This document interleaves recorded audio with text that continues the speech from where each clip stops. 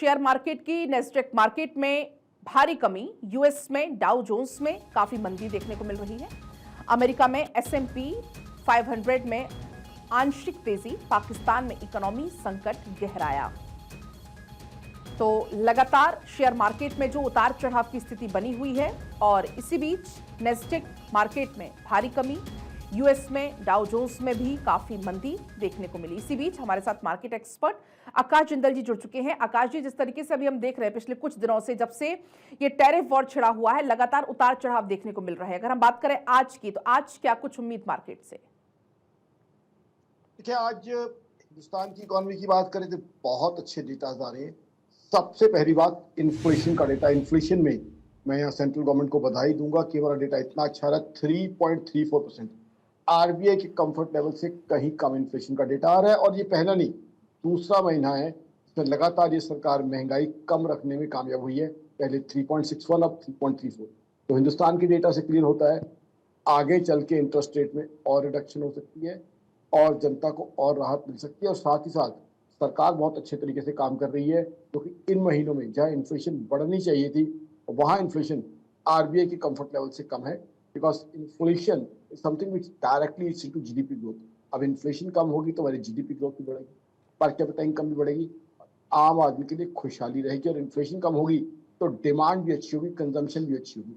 वहीं हमारे पड़ोसियों की बात करें, बांग्लादेश की इकोनॉमी के हालात खराब है। पाकिस्तान का फॉरेक्स क्राइसिस और ज्यादा गहरा आ रहा है और पाकिस्तान में हो सकता है फॉरेक्स को लेकर कई समस्याएं आ जाए, क्योंकि वहाँ इकोनॉमी के अंदर एक्टिविटी बहुत कम होती जा रही है।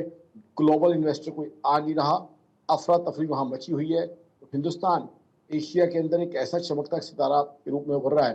चाइना की भी बात करें, चाइना में इस समय डिफ्लेशन और चाइना में घोस्ट टाउन्स बन रहे हैं। घोस्ट टाउन मतलब भूतिया शहर, वो ऐसे शहर जहाँ फ्लैट्स बन गए हैं, वहां जाके ऑक्यूपाई करने वाला कोई नहीं है। अब हिंदुस्तान ग्लोबल इकोनॉमी और एशिया की इकोनॉमी दोनों के अंदर एक चमकता हुआ सितारा दिख रहा है। जहां हम देख रहे हैं कि ग्लोबल इकोनॉमी में क्लियर कट स्लो डाउन दिख रहा है, वही हिंदुस्तान तरक्की और तेजी के नए आयाम तय कर रहा है। और अब बड़ा क्लियर है, जो बात मेरी ऑर्गेनाइजेशन आकाश जिंदल की तरफ से हमेशा कही जाती थी कि हिंदुस्तान की जीडीपी दुनिया की बड़ी इकोनॉमीज में से फास्टेस्ट है और इस साल भी वो फास्टेस्ट रहने की संभावना है। डिमांड और कंजम्पशन हिंदुस्तान की, और अभी जो जीएसटी के नंबर आए हैं तब आए हैं जब गर्मी की छुट्टियों का इम्पैक्ट नहीं है। अब देखिए, मई और जून में जब गर्मी की छुट्टियां आएंगी तब जीएसटी नंबर्स में मेरे हिसाब से 10 से 15% की ग्रोथ होगी। और अप्रैल तो अब 10 दिन में खत्म होने वाला है।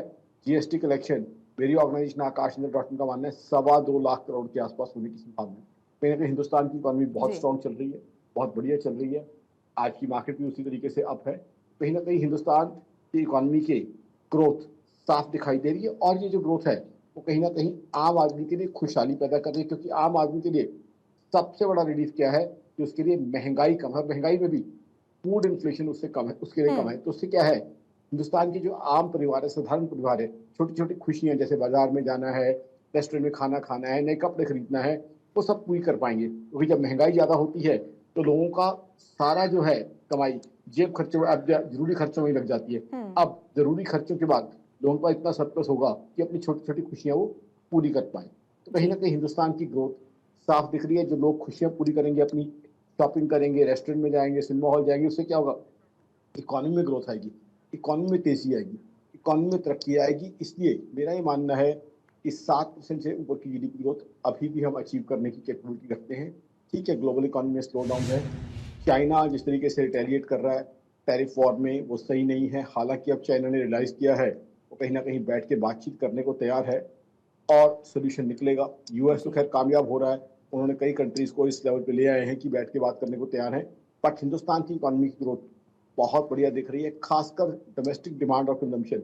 मेरा ये मानना है कि ये पूरा क्वार्टर अप्रैल मई जून बहुत अच्छी चलने की संभावना है। जो ऑलरेडी अभी तक हम देखें 20 अप्रैल तक जिस तरीके से डिमांड दिख रही है, डिमांड और ज्यादा बढ़ने की संभावना में क्लियरली दिख रही है। बिल्कुल, और ऐसे में कि पॉजिटिव सिग्नल भी है। फिलहाल बहुत शुक्रिया आकाश जी आपका पूरी बातचीत और पूरी जानकारी के लिए।